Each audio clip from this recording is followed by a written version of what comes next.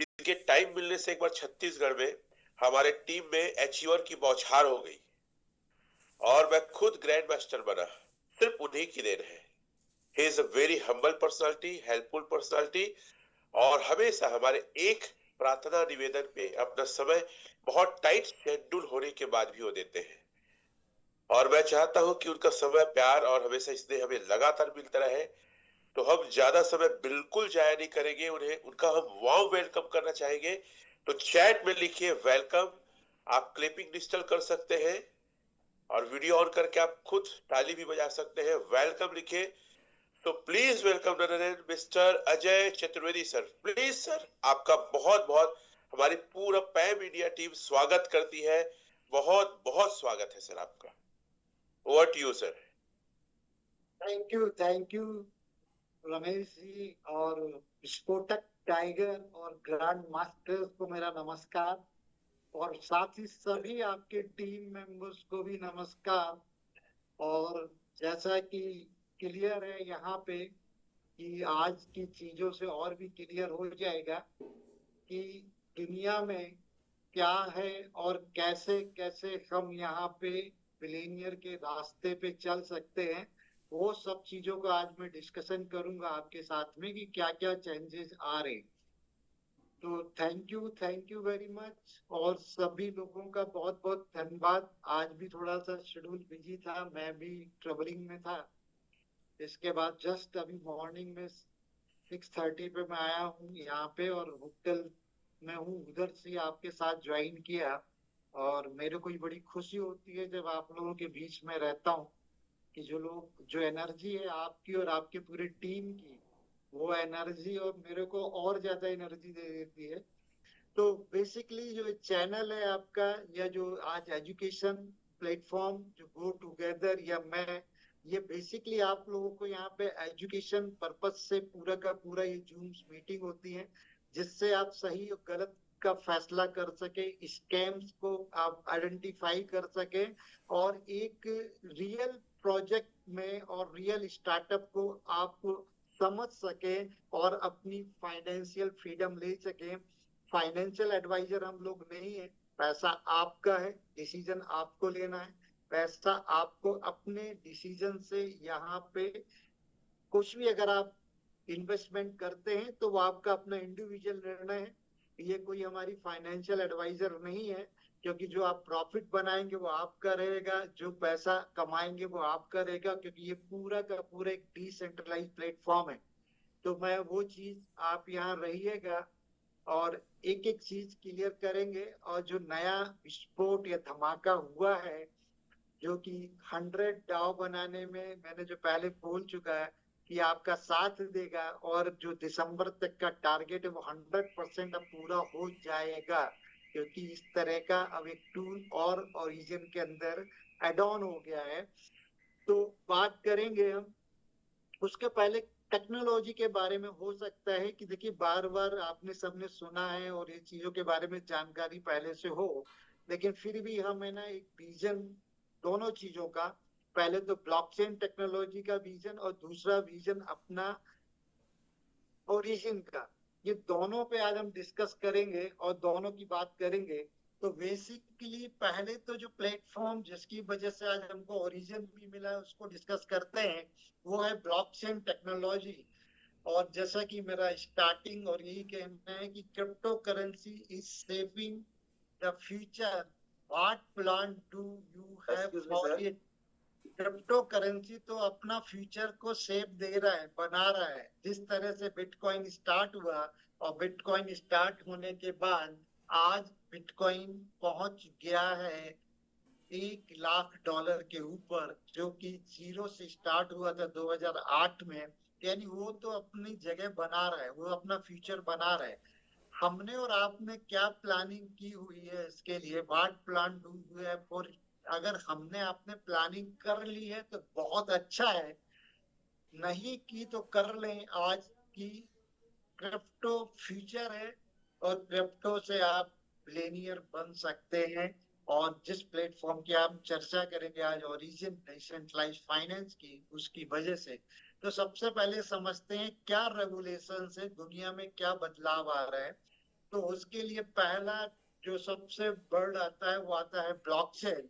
तो blockchain basically है क्या? ब्लॉकचेन एक डिसेंट्रलाइज सिक्योर डिजिटल लेजर है जो कि सारे रिकॉर्ड्स को, ट्रांजैक्शंस को लिंक करता है ब्लॉक्स के साथ में, और इंश्योर ट्रांसपेरेंसी के साथ में वो उसको वहां पे रखता है, और दुनिया उसको देख सकती है। और उसका बहुत सारा बड़ा यूज ब्लॉकचेन टेक्नोलॉजी का क्रिप्टो करेंसीज के अंदर, एप्लीकेशंस में, स्मार्ट कॉन्ट्रैक्ट में, सप्लाई चेन ट्रैकिंग में होता है। तो ये ब्लॉकचेन का फीचर है कि ब्लॉकचेन किस तरह से फ्यूचर में आ रहा है जगह जगह।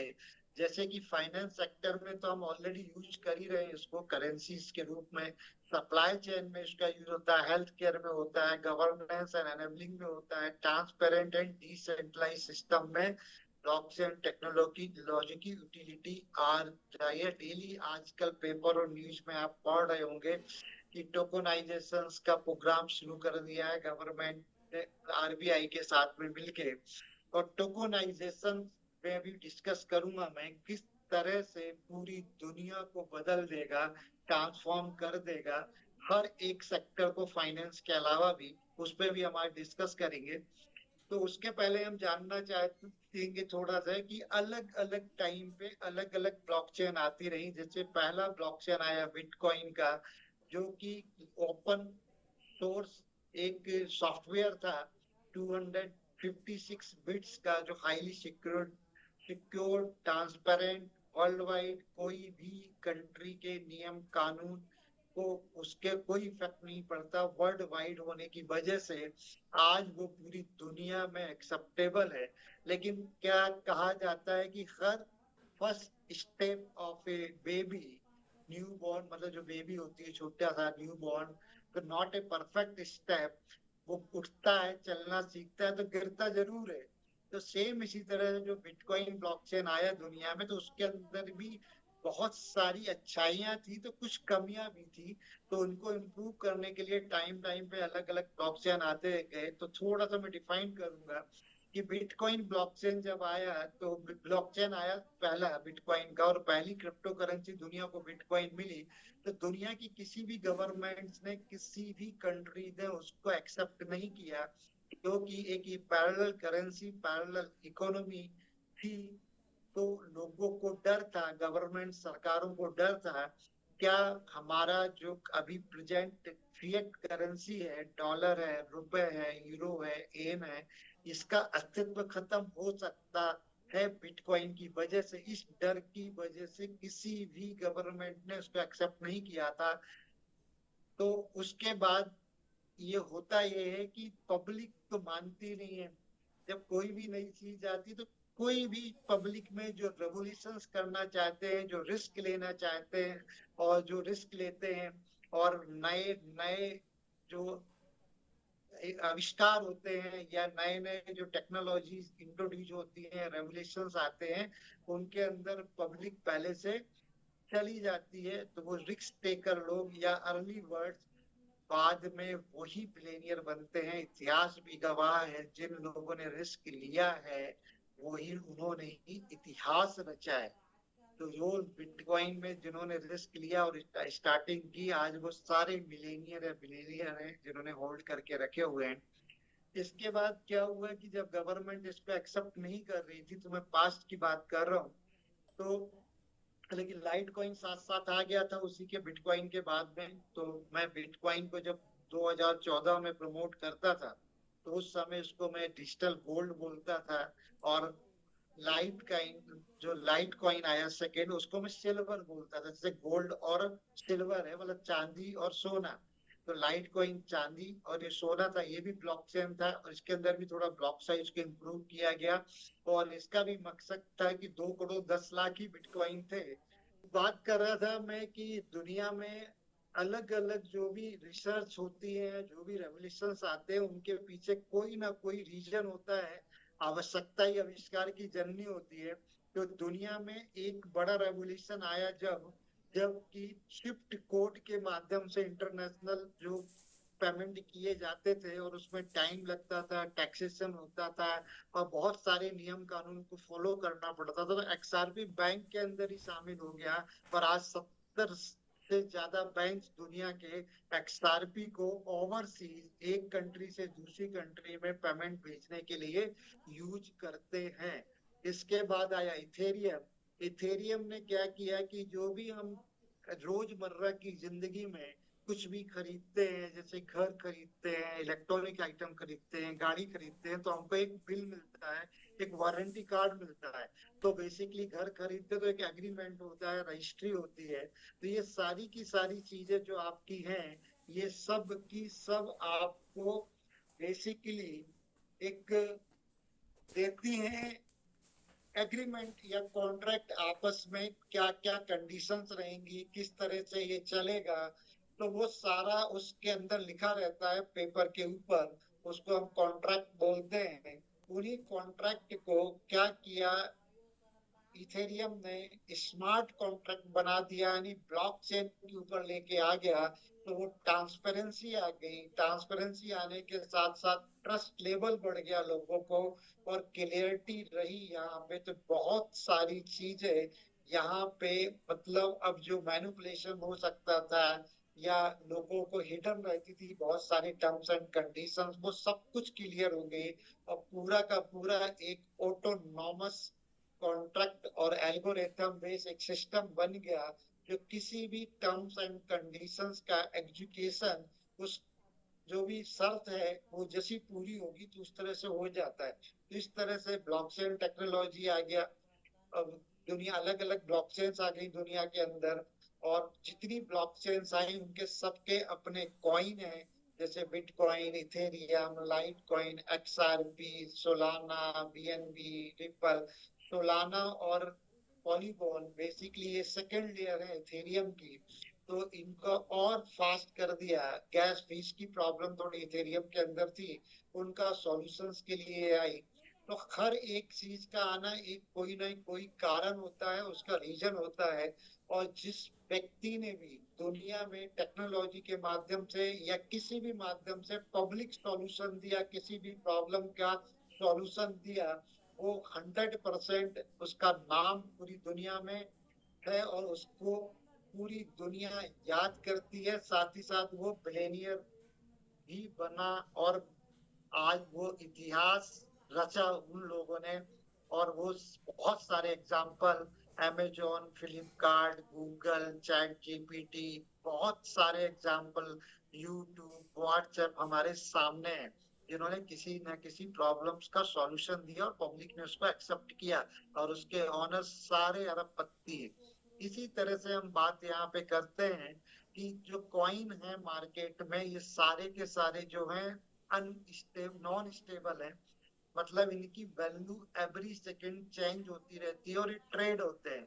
आज कोई वैल्यू है, कल तो ये बहुत ही बड़ी प्रॉब्लम थी क्रिप्टो करेंसी के मार्केट को एक स्टेबिलिटी देने के लिए, एक ना डर खत्म करने के लिए। तो इसलिए दुनिया में और भी चीजें आ गई। वो आ गए आपके स्टेबल कॉइन।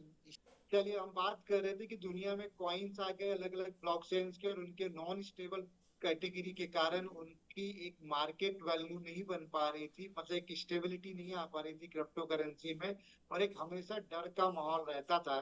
तो उसको खत्म करने के लिए ERC टेक्नोलॉजी जो इथेरियम की वजह से आई थी, तो उसमें कुछ टोकन्स बनने लग गए, और टोकन्स के फॉर्म में हमको यहाँ पे बहुत सारी क्रिप्टो करेंसी और मिल गई, जो कि बड़ी आसानी से जनरेट की जा सकती हैं इथेरियम, सोलाना या पॉलीगॉन ब्लॉकचेन के ऊपर। इनका भी नेचर आपका क्रिप्टो करेंसी के ही जैसा होता है, उनकी यूटिलिटी भी लगभग वही है। वोटिंग पावर में, आपका है ना करेंसीज के रूप में, डिसेंट्रलाइज फाइनेंस में, एनएफटीज में, गेमिंग में, स्मार्ट कॉन्ट्रैक्ट में इनका यूज किया जाता है। और साथ ही साथ हमको मिल गए एक स्टेबल कॉइन, जैसे यूएसडीटी, यूएसडीसी, डाई, बीयूएसडी। ये अलग अलग ब्लॉकचेन के अपने स्टेबल कॉइन भी बन गए, क्योंकि सारी ब्लॉकचेन्स ने अपने स्टेबल कॉइन बना लिए, क्योंकि पूरी दुनिया में मार्केट प्लेस जो हमारे पास है, जहां हम आवश्यकता की चीजों के लिए प्रोडक्ट या सर्विसेज को एक्सचेंज करते हैं करेंसी के साथ, तो वो करेंसी आपका स्टेबल नेचर का होता है, उसकी वैल्यू फिक्स होती है। जैसे आपका है रुपए, डॉलर, इनसे इन मार्केट प्लेस में यूज किया जाता है प्रोडक्ट और सर्विसेज के लिए, तो ये स्टेबल नेचर का है। 100 रुपए आज 100 रुपए का है, कल भी 100 रहेगा, एक साल बाद भी 100 रहेगा। डॉलर भी आज जो एक $100 था, $100 ही रहेगा, 4 दिन बाद, 10 दिन बाद भी वो $100 ही रहेगा। तो स्टेबल कॉइन की वजह से दुनिया में एक स्टेबिलिटी आई क्रिप्टो या ब्लॉकचेन टेक्नोलॉजी के अंदर, और इसकी एक्सेप्टेंसी डे बाई डे बढ़ती चली गई।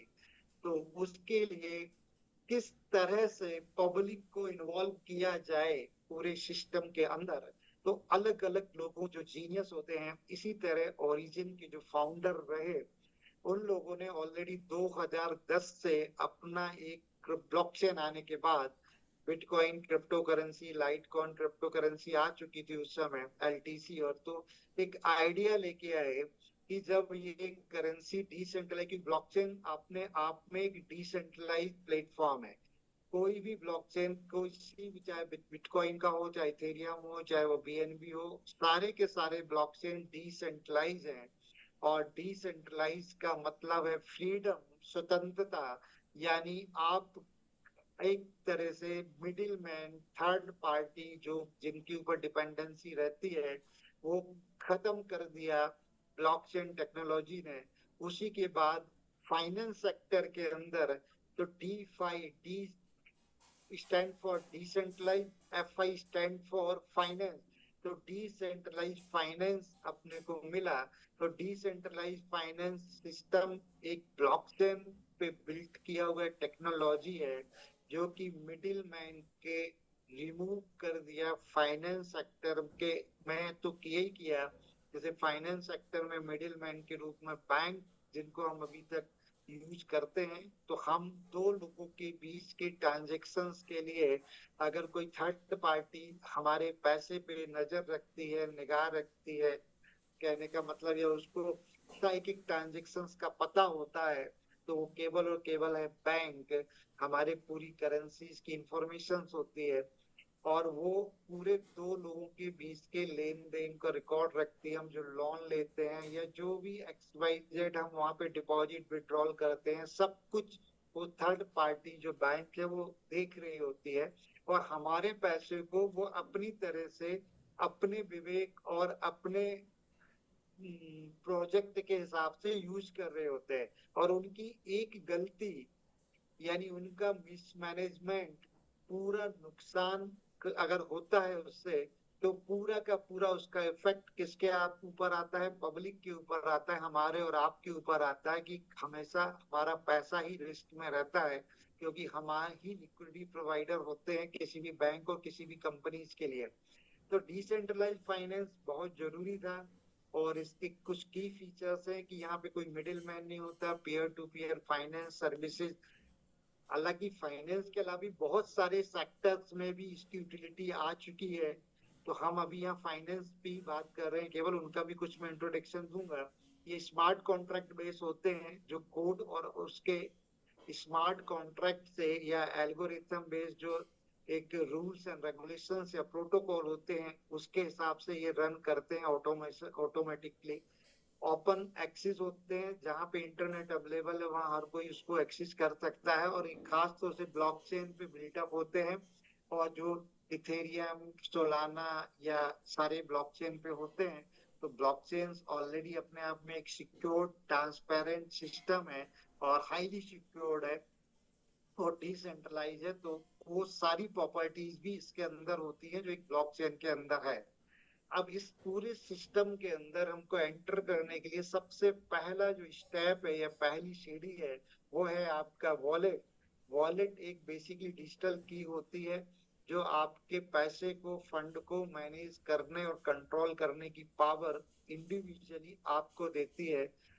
खास तौर से उसके अंदर जो एक प्राइवेट की के साथ साथ एक 12 वर्ड के फेसेस भी होते हैं, वो ही सब कुछ है, और उसको बहुत सिक्योरली आपको स्टोर करके रखना होता है लॉकर में।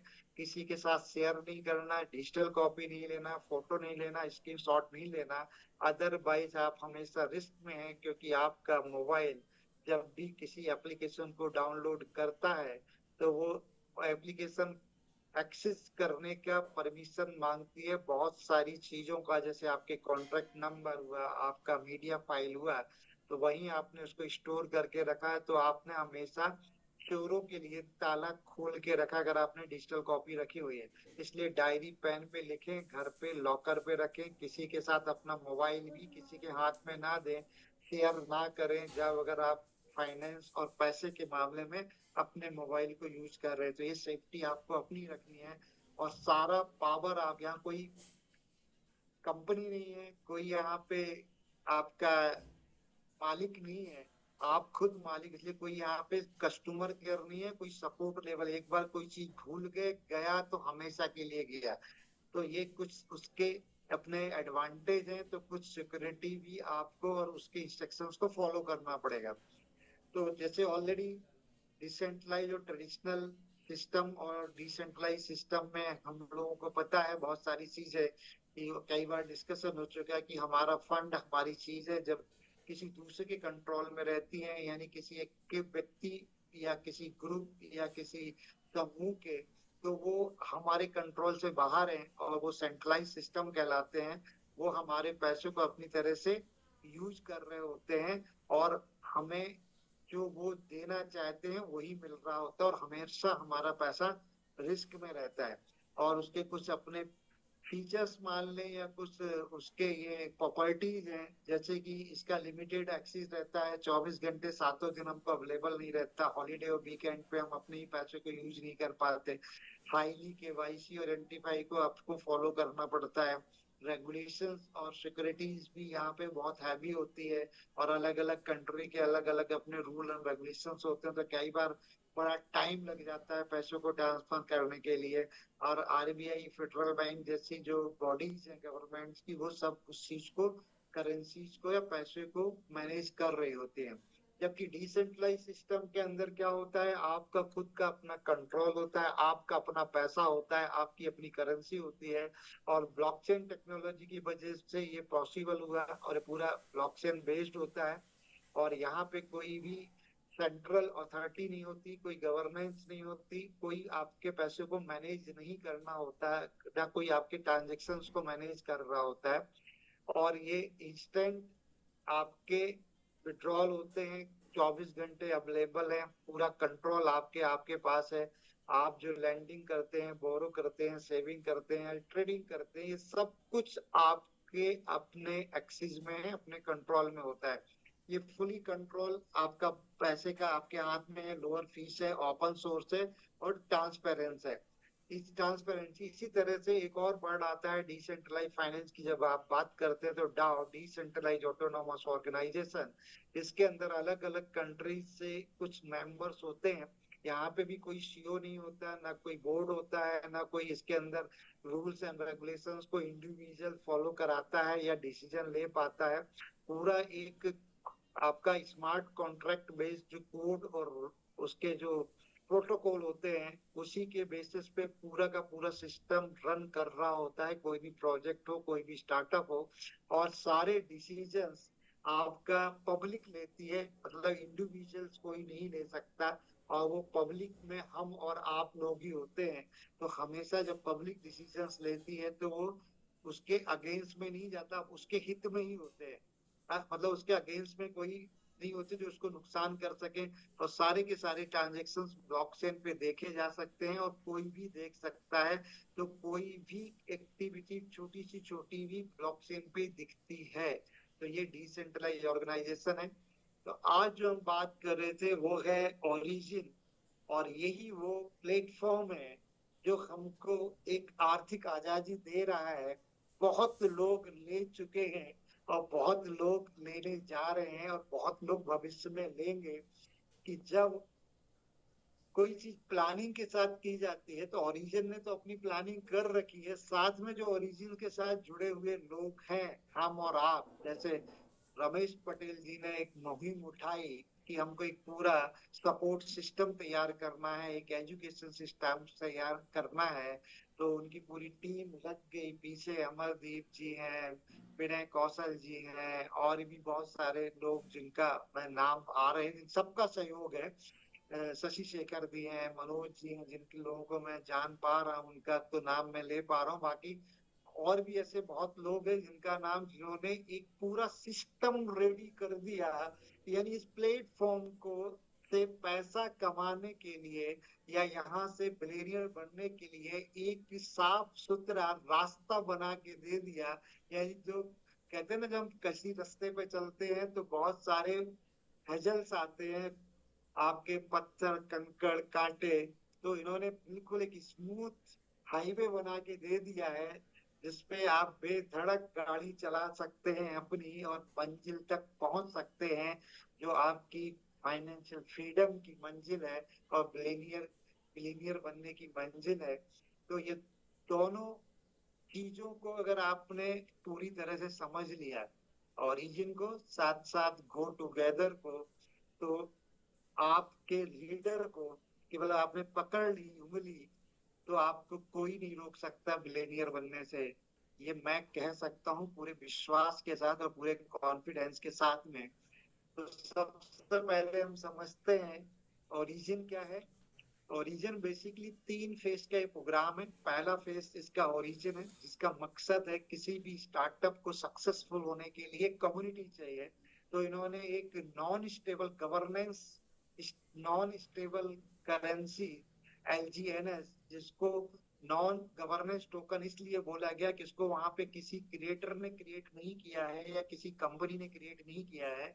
इसको क्रिएट पब्लिक ही कर रही है। एक पूरा एल्गोरिथम, एक ऐसा पूरा का पूरा सिस्टम और प्रोटोकॉल बना दिया गया, जिसको आप और मैं ही ऑपरेट कर रहे हैं। जिस तरह गवर्नमेंट को हम चूज करते हैं वोटिंग प्रोसेस से, और वो गवर्नमेंट बनती है, तो जो भी चीजें होती हैं, हम उनके आगे, सबके आगे गवर्नेंस लगा होता है। इसी तरह से यहाँ पे गवर्नेंस टोकन है, क्योंकि इसको आप और मैं ही जनरेट कर रहे हैं। उनके अपने प्रोटोकॉल हैं, उन प्रोटोकॉल को फॉलो कर रहे हैं। नहीं प्रोटोकॉल यानी उसके नियम कानून कह सकते हैं उनको। तो ओरिजिन बेसिकली उन्होंने स्टार्ट कर दिया, एक सिस्टम बना दिया, उसका कोऑर्डिनेशन किया, यानी एक चिंगारी जला दी, एक फ्लेम जला दी। तो एक चिंगारी के रूप में काम किया LGNS ने पूरे सिस्टम को कोऑर्डिनेट करने के लिए।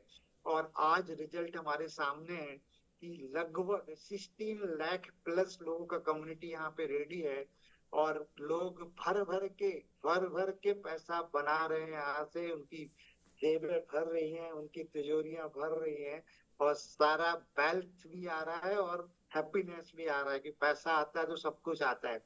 सेकेंड वैकिंग है, जब कोई चीज की एक तरह से उत्पत्ति हो गई, तो उसको हमेशा आपको एक्टिविटी बनाए रखने के लिए सेकंड प्रोग्राम रखा उसने, एवैकिंग। एवैकिंग का मतलब है कि जो एक मेन मकसद था इनका, कि एक स्टेबल कॉइन ए, जिससे कि रियल मार्केट प्लेस में उसकी यूटिलिटी लाई जा सकती है करेंसी की, तो वो स्टेबल कॉइन के साथ ही ला सकते हैं। तो स्टेबल कॉइन ए का मैकेनिज्म, जो कि पहले फर्स्ट डे से था, लेकिन उसको इम्प्लीमेशन भी पहले दिन से ही था, बर्निंग प्रोसेस से। तो आप LGNS को बर्न करके स्टेबल कॉइन ए बना सकते हैं, और स्टेबल कॉइन ही पूरा इकोसिस्टम का आपका मैनेज करेगा, पूरे मार्केट प्लेस को मैनेज करेगा। साथ ही साथ एक यहाँ पे मल्टी ब्लॉकचेन पेमेंट गेटवे, जिसका नाम है ए पे, उसको भी यहाँ पे डेवलप किया जा रहा है सेकेंड फेज के अंदर। और आपका एक फाइनेंशियल, तो ये सारी की सारी चीजें जो ला रही हैं, bringing finance back to freedom and trust. तो एक आपको आजादी और एक विश्वास, ये दोनों चीज आपको वेकिंग के अंदर मिलेंगी। और जब ये पूरा का पूरा कंप्लीट हो जाएगा, तो आपका एंटरनिटी यानी सतत प्रभाव, शाश्वत यानी जिसका अनंत काल तक, जिसका कोई अंत नहीं है, ऐसा एक पूरा का पूरा चलने वाला ये प्रोग्राम है। तो ये river of time flowing toward the future, the evolutions of civilization is like a river that never cease to flow. जिस तरह एक नदी अपना कहीं सीज नहीं होती और अपने बहाव को, अपने फ्लो को कभी भी बंद नहीं करती, कोई अड़चने आती हैं तो वो रास्ता बना लेती है और आगे कंटिन्यू बढ़ती रहती है। इस तरह ओरिजिन के अंदर भी एक दो बार कुछ प्रॉब्लम्स आई, लोगों ने हैकिंग करने की कोशिश की, ब्लॉकचेन के अंदर कुछ अपडेशन था पॉलीगन में तो डेटाबेस थोड़ा डिस्टर्ब हुआ, लेकिन उनका भी तुरंत सॉल्यूशन मिला और वो कंटिन्यू एक इंटरनेटी जो वर्ड है इसको प्रूव कर रहा है कि सतत चलता रहेगा, कितनी भी परेशानी, कितनी भी बाधाएं बीच में आए, सबका सॉल्यूशंस इस प्लेटफॉर्म में, इस टेक्निकल टीम या जो इसके बैकअप में जो भी प्लानिंग है, जीनियस है, वो 2010 से लेके 2024 तक 14 साल की मेहनत है, जिसके अंदर पूरे वर्ल्ड के पूरे फाइनेंस को, पूरे फाइनेंस सिस्टम को, सारी वर्ल्ड की करेंसीज को, बैंकिंग को, इंटरनेशनल ट्रांजेक्शन्स को स्टडी किया गया। साथ ही साथ फाइनेंस के साथ साथ टेक्नोलॉजी, जो ब्लॉकचेन टेक्नोलॉजी को भी स्टडी किया गया और दोनों का कंबाइंड जो प्रोग्राम है, जो स्टार्टअप है फाइनेंस का और टेक्नोलॉजी का, वो है ओरिजिन। और ओरिजिन का ये पूरा रोड मैप है। जिस तरह से मैं बोलता हूँ एक गोल्डन रिवर है ये, जो बह रही है, जितना मर्जी चाहो उसमें से सोना निकाल लो, ये आप उसके लिए फ्रीडम है, स्वतंत्र है, फ्रीडम है, आपको सुनता है, एक डिसेंट्रलाइज सिस्टम है। तो ये क्या है, कैसे काम करता है, तो इसका बेसिकली जो विजन है, डिसेंट्रलाइज एक फाइनेंशियल सिस्टम देना पूरे वर्ल्ड को, उसको बिल्टअप करना, और वो पूरी दुनिया में एक ऐसा करेंसी लाना जो कि क्रिप्टो करेंसी होगी और स्टेबल होगी, और जिस तरह से कि फेडरल बैंक पहला बैंकिंग सिस्टम दुनिया में शुरू हुआ, तो उसने पूरे वर्ल्ड को, इन सारे फाइनेंशियल इंस्टीट्यूशन ग्लोबली क्या किया, influence, inflation, most inflation financial institute globally किसके द्वारा हुआ, फेडरल रिजर्व के द्वारा, यानी उसका बनाया हुआ पहला बैंकिंग का एक फिएट करेंसी डॉलर, जो 1944 में स्टार्ट हुआ था और दुनिया का पहला बैंकिंग सिस्टम था फिएट करेंसी के साथ। और आज उसकी वजह से एक उन्होंने मॉडल बनाया और वो रोल मॉडल रहा पूरे वर्ल्ड के लिए। सारी दुनिया ने उसी प्रिंसिपल पे अपने अपने देश की करेंसीज को क्रिएट किया, एक रिजर्व रख के गोल्ड का बैकअप में, और वो स्टेबल करेंसी जो फिएट करेंसी है पूरे मार्केट प्लेस की वो करेंसी बन गई। और सबका अगर अगुवाई किया या सबको जो फॉलोअर रहे, तो वो थे फेडरल बैंक के ही, और पूरी दुनिया की करेंसीज को अगुवाई करने की वजह से, मतलब लीडर होने की वजह से आज पूरे वर्ल्ड की इंटरनेशनल करेंसी भी डॉलर बनी। और उसकी वजह से आज डॉलर सबसे पावरफुल करेंसी है पूरी दुनिया का। और जो क्रिएटर या जिस कंट्री से वो शुरू हुई, अमेरिका, वहाँ के लोग भी फाइनेंशियल सबसे ज्यादा स्ट्रांग है, इसलिए वर्ल्ड पावर के रूप में। इसी तरह से सेम ये कह सकते हैं कि ओरिजिन ने भी एक नया ट्रांसफॉर्मिंग करने जा रहा है, साफ लिखा है कि to build up a decentralized financial system that is tamper proof, fully autonomous, secured and private, fair and just. So as for Origin, the rules lie to transforming the financial system. पूरे financial system को transform करने जा रहा है origin, यही इसका mission है। और ये आपका रूल करेगा पूरी दुनिया में, जिस क्रिप्टो करेंसीज के अंदर इसका स्टेबल कॉइन एक दुनिया का, वर्ल्ड का फर्स्ट इको, क्या फाइनेंशियल का एक इको सिस्टम देने जा रहा है कि जो फिएट करेंसीज का रिप्लेसमेंट होगा, और जहां आप डॉलर, रुपए, यूरो, इनका यूज करते हैं पूरे वर्ल्ड में, वहां आप ग्लोबली, क्योंकि ये कोई इंडिविजुअल कंट्री की करेंसी नहीं होगी, ये पूरी वर्ल्ड की करेंसी होगी, ग्लोबल करेंसी होगी, जो पूरी दुनिया में हर एक कंट्री के अंदर इसका यूटिलिटी होगी और वहां के मार्केट प्लेस में उनके नियम कानून के हिसाब से चल रही होगी, क्योंकि जो भी नियम कानून आ रहे हैं वो उसके फेवर में आ रहे हैं।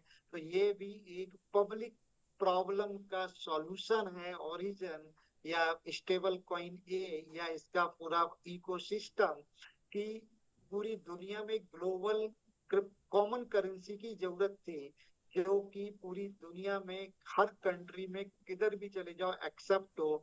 एक करेंसी को दूसरी करेंसी में जो भी एक्सचेंज करना पड़ता है जब हम जिस कंट्री में जाते हैं, तो अपनी कंट्री को उस देश की करेंसी में कन्वर्ट करना होता है, तो बड़ा लंबा प्रोसेस होता है, टैक्सेशन होता है, सब कुछ होता है। तो पूरी दुनिया को ये आस थी और एक जरूरत थी कि एक ऐसी कॉमन करेंसी ग्लोबली आए जो पूरी दुनिया में हर एक कंट्री में एक्सेप्ट हो। तो उसी का सॉल्यूशन लेके आ चुका है ओरिजिन।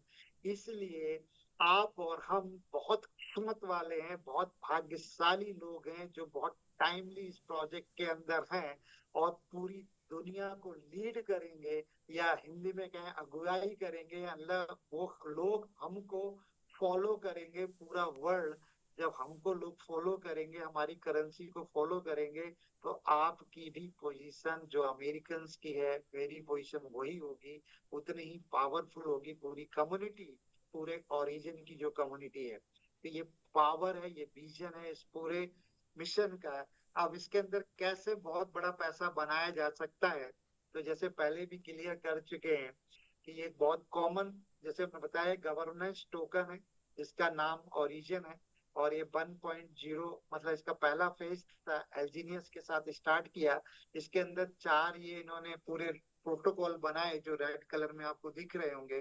तो क्वार्टर इंटरनल कोऑर्डिनेशन के लिए इसका बॉन्ड्स बनाए, प्राइस कोऑर्डिनेशन के लिए ट्रेजी बनाए रिजर्व बॉन्ड के लिए, और स्टेबल कॉइन ए का मिंटिंग भी इन्होंने बनाया।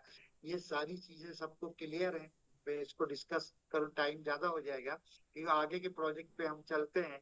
तो बेसिकली यहाँ पे हमने देखा कि 2 तरह के स्टेकिंग प्रोग्राम है। पहला स्टेकिंग प्रोग्राम जो आपका है वो था, अब डायरेक्ट मैं आता हूँ अपने प्रोजेक्ट के ऊपर, तो मैं शेयर करता हूँ आपके साथ कि किस तरह से हम इसके अंदर ओरिजिन के अंदर पार्टिसिपेट कर सकते हैं और किस तरह से बहुत बड़ा पैसा बना रहे हैं और बना सकते हैं लोग। तो अभी मैं आपके साथ शेयर करता हूँ इसकी, एक सेकेंड,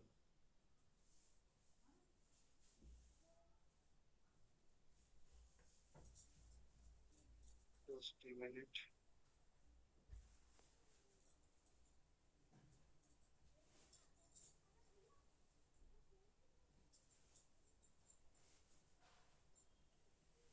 ये मैं लाइव अब आपको दिखाता हूँ। देखिए ओरिजिन जो हमारा ये मेन जो आपका वेबसाइट है, डी ऐप के माध्यम से इसके अंदर हम जा सकते हैं, जहां से सारे प्रोटोकॉल को कंट्रोल किया गया है। तो यहाँ पे भी क्लियर लिखा हुआ है, ये वेब 3 का इंटीग्रेटेड फाइनेंशियल इकोसिस्टम है और ये DeFi 3.0 प्रोटोकॉल बेस्ड है। और ये एल्गोरिथम बेस्ड है, जिस तरह से कि इथेरियम है या सोलाना है, वो भी एल्गोरिथम बेस्ड ही है। और वो पूरे वर्ल्ड की, पूरी दुनिया की देखिए सेकेंड लार्जेस्ट करेंसी बन चुकी है इथेरियम। तो ये भी algorithm based non stable currency engineers है, बिटकॉइन, इथेरियम, सोलाना की जैसे ही, में जिसका मकसद है कि world first private and anonymous payment ecosystem, दुनिया का पहला प्राइवेट एनोनोमस पेमेंट इकोसिस्टम होगा, या ये आसान भाषा में कह सकते हैं कि दुनिया का पहला डिसेंट्रलाइज बैंक होगा। ठीक है, तो ये पहला होगा तो, और सक्सेसफुल रहेगा, तो इसी को दुनिया फॉलो करेगी। तो इसके अंदर क्या है कि किसी भी प्रोजेक्ट को, जैसे बताया कि आपने को चाहिए स्टेकिंग, सॉरी कम्युनिटी, जो कम्युनिटी जब आएगी जब उसको बेनिफिट मिलेगा या प्रॉफिट होगा, तो उसके लिए उन्होंने स्टेकिंग प्रोग्राम रखा। तो दुनिया का पहला यूनिक स्टेकिंग प्रोग्राम है जिसके अंदर कोई बाउंडेशंस नहीं है, आप $1 से भी स्टार्ट कर सकते हैं और जितना मर्जी उतना करें। लेकिन सबसे बड़ी खास बात यह है कि एक एलजीनियस वाले को भी वही रिटर्न मिलेगा जो 1 लाख एलजीनियस वाले को मिलेगा। यानी पूरा यूनिफॉर्म है, इक्वल डिस्ट्रीब्यूशन से सब चीजों का सभी के लिए। यानी जिसके पास ज्यादा पैसा है वो ज्यादा कमाएगा, जिसपे कम पैसा है वो कम कमाएगा, ऐसा कुछ भी नहीं है इधर। यहाँ एक एलजीनियस वाले को भी वही रिटर्न आएगा और 1,000 एलजीनियस वाले को भी वही आएगा और 1 लाख एलजीनियस वाले को भी वही आएगा, 0.2% से 0.4% का। और दूसरी खास बात, हर 8 घंटे में आ रहा है, एवरी 8 आवर्स में, जिसको एनी अमाउंट जो भी बनता है 0.1001 एलजीनियस भी बने तो उसको एनी टाइम आप विड्रॉल कर सकते हैं जब वो वहां से आ गया। तीसरी चीज, ये सबसे बड़ी बात यहाँ पे है, 8 घंटे के साथ साथ आ रहा है तो कोई भी मतलब दूसरा 8 घंटा और उसका विड्रॉवल का कोई भी बाउंडेशन नहीं है, कितना भी अमाउंट कभी भी कर सकते हो। और चौथा सबसे बड़ा जो मैजिक है यहाँ पे वो है कंपाउंडिंग का। कंपाउंडिंग अपने आप में बहुत बड़ा मैथमेटिक्स है, गणित है। जिसने इसको समझ लिया तो वो अरबपति तो खरबपति तो बन ही जाता है। कंपाउंडिंग का बहुत बड़ा अपना मैजिक है। तो ये पूरा का पूरा चीजें यहाँ पे हैं। तो स्टेकिंग की हम बात करें तो स्टेकिंग प्रोग्राम के अंदर यहाँ पे मेन मकसद है कि जो यहाँ पे ये जो मकसद था ये तो हम डिस्कस कर चुके। तो स्टेकिंग कई तरह की स्टेकिंग है।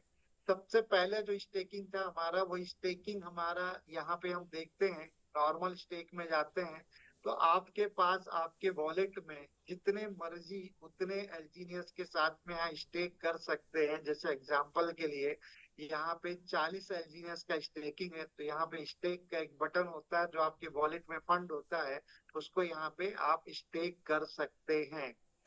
ठीक है। तो कहने का मतलब ये है कि ये पूरा का पूरा जो प्रोग्राम है, पूरा का पूरा प्रोग्राम आपका स्टेक बेस्ड है। तो स्टेकिंग को टाइम टाइम पे यहाँ पे मॉडिफाई किया जाता रहा है। जब फर्स्ट टाइम स्टेकिंग आया था तो यहाँ पे एक तो जो मैंने दिखाया है तो नॉर्मल स्टेकिंग था और इस स्टेक के साथ साथ यहाँ पे बॉन्ड्स थे। तो ये स्टेकिंग के अंदर कोई टाइम पीरियड नहीं, केवल 16 आवर्स का बार बार अप पीरियड था। 16 घंटे बाद आप कभी भी आपका प्रिंसिपल और विड्रॉल कर सकते थे। तो ये पूरी फ्रीडम पब्लिक को दी, किसी तरह का कोई बंधन नहीं यहाँ पे। इसके बाद यहाँ पे बॉन्ड्स मैकेनिज्म था। बॉन्ड मैकेनिज्म का पहले भी बता चुका हूं मैं आपको कि बॉन्ड ही है जो आपके लिए न्यू एल्जीनियस जनरेट करते हैं। आप जब एल्जीनियस एक्सचेंज से खरीदते हैं क्विक सेव से तो वहां पे आप एक तरह से पीयर टू पीयर करते हैं तो वहां नया एल्जीनियस नहीं जनरेट होता। नए एल्जीनियस जनरेट करने के लिए आपको बॉन्ड्स ही परचेज करने होते हैं। तो पहले दिन जब ये बॉन्ड आए थे तो ये 5 डेज के बॉन्ड थे। इसके अंदर आप दो तरह के बॉन्ड थे, डाई से भी खरीद सकते थे और यूएसडीटी से खरीद सकते थे। और आपका लिक्विडिटी बॉन्ड और ट्रेजरी बॉन्ड दोनों तरह के बॉन्ड खरीद सकते थे। लेकिन यहाँ पे आपका आरओआई देखे -54%, -66%, -70% आ गया, क्योंकि ये खरीदना अब फायदेमंद नहीं है। और ये इस पे 5% इंसेंटिव भी मिलता था स्टार्टिंग में। तो ये बॉन्ड मैकेनिज्म से भी आप है ना स्टेकिंग में जा सकते थे। इसके बाद आप देखिए ये चलता रहा 1 डेढ़ साल बाद, दिसंबर 2 तो ये बॉन्ड्स के माध्यम से स्टेकिंग कर सकते हैं। तो ये दिसंबर 2024 में ये लॉन्ग टर्म और बॉन्ड यहाँ पे इंट्रोड्यूस किए गए। दोनों तरह के लिक्विडिटी बॉन्ड और ट्रेजरी बॉन्ड, जैसे आपको पता हो है पहले से कि लिक्विडिटी बॉन्ड्स में 50% आपका डाई रहता है और 50% यहाँ पे देखिए दोनों यहाँ पे आपके बने हुए हैं इसके लोगो, डाई का भी और आपका एल्जीनियस का। तो 50-50% दोनों रहता है, यानी नए एल्जीनियस लिक्विडिटी बॉन्ड से भी आते हैं। और स्टेबल बॉन्ड पे आप देखेंगे तो यहाँ पे डाई से लेते हैं और यहाँ पे 100% जो डाई जाता है वो ट्रेजरी के अंदर रिजर्व रहता है और एलजीनियस आपके जनरेट होते हैं 1:1 में। तो जितने ज्यादा बॉन्ड्स परचेज होंगे उतना ज्यादा एल्जीनियस आप बनेंगे और वो डाई रिजर्व में तेजरी का भी बैकअप बढ़ाएंगे। तेजरी का बैकअप बढ़ेगा यानी उतना ज्यादा स्ट्रॉन्ग आपका एल्जीनियस होगा। क्योंकि पूरा एक एग्जांपल से आपको और क्लियर हो जाएगा कि डॉलर दुनिया में बहुत ज्यादा वैल्यू इसलिए रखता है कि उसके पास जो रिजर्व गोल्ड है अमेरिका के पास फेडरल बैंक पे, वो वर्ल्ड का सबसे ज्यादा रिजर्व उसकी ट्रेजरी के पास है। इसलिए डॉलर की वैल्यू 92 रुपीज हमको पे करने पड़ते हैं। और अपने रुपए के बदले एक 92 रुपए के बदले में $1 मिलता है। क्योंकि उसकी वैल्यू उसके रिजर्व फंड गोल्ड की वजह से ज्यादा है। उससे 90 गुना कम यानी 92 टाइम्स कम हमारे पास रिजर्व गोल्ड है आरबीआई पे। इसलिए $1 के बदले 92 रुपीज देने, $1 के बदले हमको 92 रुपीज देने होते हैं, जब जाके $1 मिलता है। इसी तरह जितना ज्यादा ट्रेजरी फंड होगा ओरिजिन की ट्रेजरी पे, उतना मजबूत आपका एल्जीनियस का वैल्यू होगा। जितनी भी क्रिप्टो करेंसी मार्केट में है तो उनकी में ये पहला नॉन स्टेबल करेंसीज है जो कि एक ट्रेजरी बैकअप के साथ में पैदा हो रहा है 1:1 में। यानी उतना ज्यादा आपका एल्जीनियस मजबूत होगा, उतनी ज्यादा उसकी वैल्यू क्रिएट होगी। और जितने ज्यादा एल्जीनियस होंगे उतने ज्यादा आपके स्टेबल कॉइन ए बनेंगे, जो कि रियल वर्ल्ड की करेंसी होगा। और उसको भी, एल्जीनियस को भी आप क्रिएट कर रहे हैं, मैं क्रिएट कर रहा हूँ। इस तरह स्टेबल कॉइन ए को भी पब्लिक ही क्रिएट करेगी, हम और आप ही क्रिएट करेंगे। तो कहने का मतलब ये दूसरे तरह के बॉन्ड्स आए। तो दूसरे तरह के बॉन्ड्स आने के बाद मैं कुछ दिखाना चाहूंगा। ये आए थे दिसंबर 2024 में। तो आपका यहाँ पे डैक्स स्कैनर पे हम जाते हैं तो एक यहाँ पे ग्राफ है आपका एल्जीनियस का प्राइस का, साथ ही साथ प्राइस के साथ साथ आपका वॉल्यूम का। हम जाते हैं ये दिसंबर में, जब ये डेट थी आपका 9 दिसंबर और 10 दिसंबर, आपको दिख रहा होगा ये यहाँ पे बिल्कुल बॉटम पे था। और इसका रेट अगर हम बात करें तो इसका रेट भी लगभग आ गया था 8 पॉइंट, यहाँ पे आपको रेट दिखाई दे रहा होगा। तो रेट भी देख सकते हैं आप यहाँ पे, और आपका यहाँ पे रेट भी देख सकते हैं। मतलब 8 दिसंबर को बिल्कुल ये बॉटम पे था, 9 दिसंबर को। और रेट क्या था, 8.66 के आसपास आ गया था। अगर रेट चार्ट में आप देखेंगे तो 8.6 के आसपास आ गया था इसका रेट। यहाँ पे देखे तो 8.6 आ रहा है। इसके बाद जब ये बॉन्ड इंट्रोड्यूस हुए तो क्या चेंज आया, आप ग्राफ में देखें तो प्राइस कहाँ से कहाँ चला गया। बढ़ते बढ़ते जनवरी में प्राइस पहुंच गया था अगेन 22.80 यानी $23 के आसपास। और भी बढ़ के फिर उसके बाद कहाँ गया, ये फरवरी आते आते $25 टच किया। यानी लॉन्ग टर्म बॉन्ड में लोगों ने ओरिजिन का, ये इस बात का इंडिकेशन है कि पूरी दुनिया ने इसको बिलीव किया सिस्टम के ऊपर। और ट्रस्ट लेवल इतना हाई था कि लोगों ने 360 डेज के बॉन्ड खरीदने शुरू किए, जिससे कि एक तो एपीवाई भी बढ़ा, साथ ही साथ आपका रिटर्न बढ़ने के साथ साथ कम्युनिटी बढ़ी। कम्युनिटी बढ़ने के साथ साथ इसकी लिक्विडिटी बढ़ी, और लिक्विडिटी बढ़ने के साथ इसका वॉल्यूम बढ़ा। जो ये ग्राफ नीचे आप देख रहे हैं, ये इसी बात का जो दिख रहे हैं नीचे लाल और ये नीचे बॉटम में, ये एक तरह से वॉल्यूम दिखाता है। तो आपका देखिए इसका वॉल्यूम भी बढ़ा। और वॉल्यूम क्या था, यहाँ पे कोई वॉल्यूम नहीं था। देखिए बिल्कुल बॉटम लेवल पे कुछ ट्रेडिंग ही नहीं होती थी। इधर देखेंगे आप, जैसे जैसे ये इंट्रोड्यूस हुए तो इसका धीरे धीरे वॉल्यूम बढ़ता चला गया। और वही फरवरी आते आते वॉल्यूम काफी अच्छा हो गया। लोगों का ट्रस्ट, फिर लोगों ने प्रॉफिट बुक किया। प्रॉफिट बुक करते करते कुछ हाई प्रॉब्लम आया था, हैकिंग, मतलब वेबसाइट को हैक कर लिया, फिशर अटैक आया था, तो उस दिन एक रेट डाउन भी गया था। इसके बाद भी तुरंत सॉल्यूशन मिला। और ट्रस्ट लेवल और बढ़ा। फिर देखिए ये जो मंजिलें हैं, जो इमारत हैं, ये बार की ये बढ़ती चली गई, तो ये इसका वॉल्यूम दिखाता है। और आज डे बाई डे वॉल्यूम बढ़ता चला है। अगेन हम उसी पोजीशन पे खड़े हैं लगभग, जो कि एक साल पहले दिसंबर 2024 में थे, हम अभी नवंबर 2025 में हैं। यहाँ पे भी रेट लगभग 9.56 तक अभी चला गया था। अभी रेट थोड़ा सा ठीक है, मतलब बढ़ गया, कुछ और इंट्रोड्यूस हुआ, फिर भी अभी देखा जाए बॉटम लेवल पे है। वॉल्यूम और बढ़ गया क्योंकि और भी चीजें बढ़ रही है, यानी वॉल्यूम का बढ़ना। 54.4 मिलियन डॉलर का वॉल्यूम 24 घंटे में हो रहा है, 50 मिलियन डॉलर के ऊपर, बहुत बड़ा अमाउंट होता है। और साथ में 5,86 ट्रांजेक्शन्स एवरी डे 24 घंटे में हो रहे हैं। तो ये इंडिकेशन है, ये दिखाना चाह रहा है कि ये डे बाय डे स्ट्रॉन्ग होता जा रहा है। बहुत सारे कंपेयर आपने देखे होंगे। तो इसीलिए एक और नए बॉन्ड्स, क्योंकि 360 डेज के लिए काम पूरा हो चुका है, तो ये जो रिपीट हुआ यहाँ और ये रिपीट अगेन, ये रिपीटिशन होने वाला है। अगेन वॉल्यूम बढ़ेगा, अगेन यहाँ पे प्राइस बढ़ेगी, क्योंकि अब एलजीनेस ने इंट्रोड्यूस कर दिया है एक नया लॉन्ग टर्म बॉन्ड, जो कि एक वोटिंग प्रोसेस से होता है। और हम मतलब फिर से, जैसे कि शेर छलांग लगाने से पहले बाई बैक लेता है, या हम भी जब जंप करते हैं तो बाई बैक लेते हैं, तो रेट लगभग बाई बैक पे है। तो एक नया यहाँ पे आप डाउ बोट के अंदर जाएंगे, तो डाउ बोट में देखेंगे यहाँ पे अभी वोटिंग प्रोसेस हुआ था।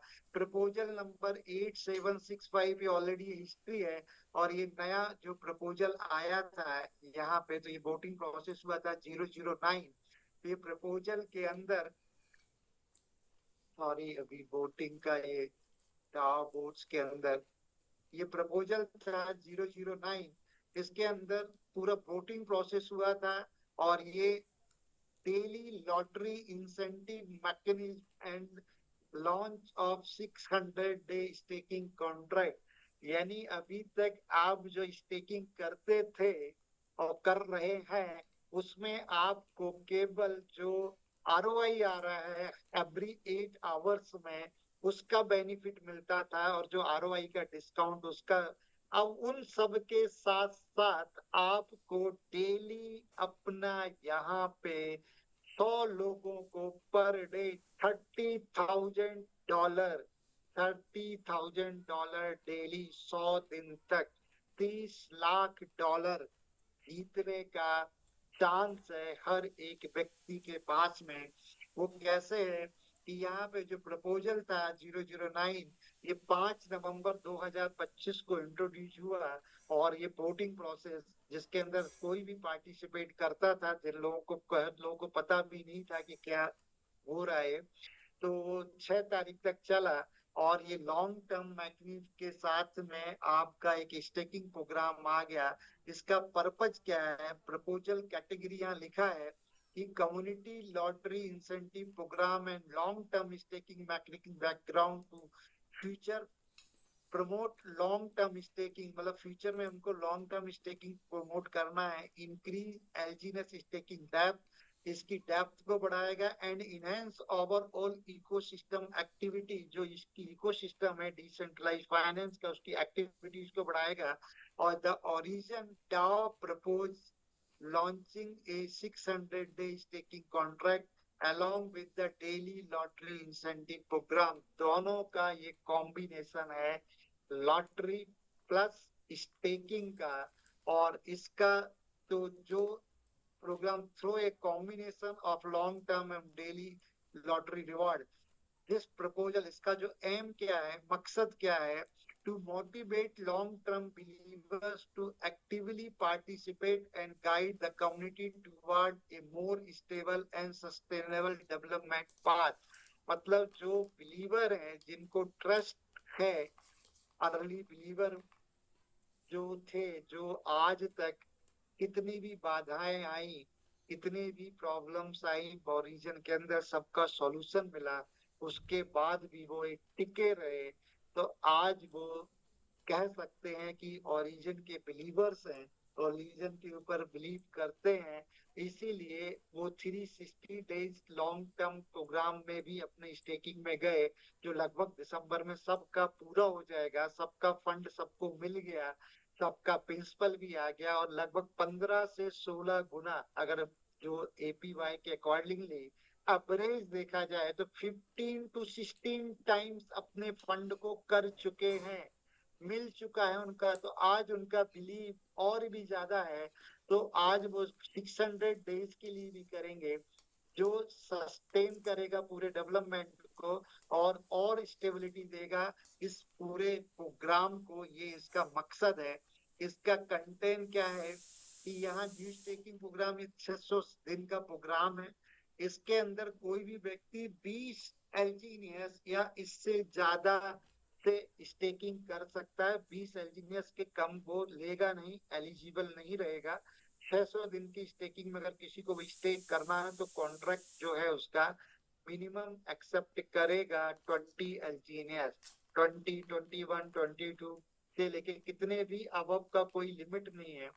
लेकिन जिस तरह से स्टेकिंग प्रोग्राम, नॉर्मल स्टेकिंग में कोई एक एलजीनियस से भी स्टार्ट कर सकता है, 2 से भी कर सकता है, 10 से कर सकता है, लेकिन रेफरल इनकम लेने के लिए, स्पाइडर वेव इनकम लेने के लिए, डॉ रिवार्ड लेने के लिए मिनिमम $100 के एलजीनियस का स्टेकिंग कंपलसरी है। इसी तरह से यहाँ पे आपको लॉटरी सिस्टम में, जिसमें 30,000 डाई या यूएसडीटी का डेली प्राइस बटना है, आपका मिनिमम स्टेकिंग 120 एलजीनियस का होना चाहिए, तभी आप डेली लॉटरी के अंदर पार्टिसिपेट कर सकते हैं। सबसे इसके अंदर क्या होगा, जो भी यहाँ पे डेली बेसिस पे इसके अंदर जाएंगे, तो वो सारे के सारे पार्टिसिपेंट्स का एक रैंक बनेगा। सबसे हाईएस्ट स्टेकिंग जिसका रहेगा वो फर्स्ट रैंक पे रहेगा, और उसको 5,000 डाई का प्राइस डेली बेसिस पे मिलेगा। सेकेंड रैंकिंग होल्डर को 3,000 डाई का, थर्ड रैंकिंग होल्डर को 2,000 डाई का, और 4 से लेके 100 के प्लेस में 20,000 यूएसडीटी अड्डा है, उसको बांटे जाएंगे प्लान के हिसाब से, यानी डेली 100 लोगों को प्राइज मिलेगा। और ये प्राइज का ऑब्जेक्टिव है 30 लाख यूएसडीटी, यानी इनका जो बजट है 30 लाख डाय बांटना है। तो 30,000 डेली बटेंगे तो लगभग 100 दिन में तक ये प्रोग्राम चलेगा, और 100 दिन तक डेली आपके पास चांस है इसको प्राइस को विन करने का। और ये पूरा का पूरा जो फंडिंग सोर्स है origin community ecosystem incentive pool से आ रहा है, और ऑडिट मैकेनिज्म है। All the rewards and smart contract से ऑटोमेटेड वो एग्जीक्यूशन होगा उनका, और ये डेली ब्लॉकचेन पे आप देख सकते हैं, और उनकी पूरी लिस्ट यहाँ पे आपको मिलेगी।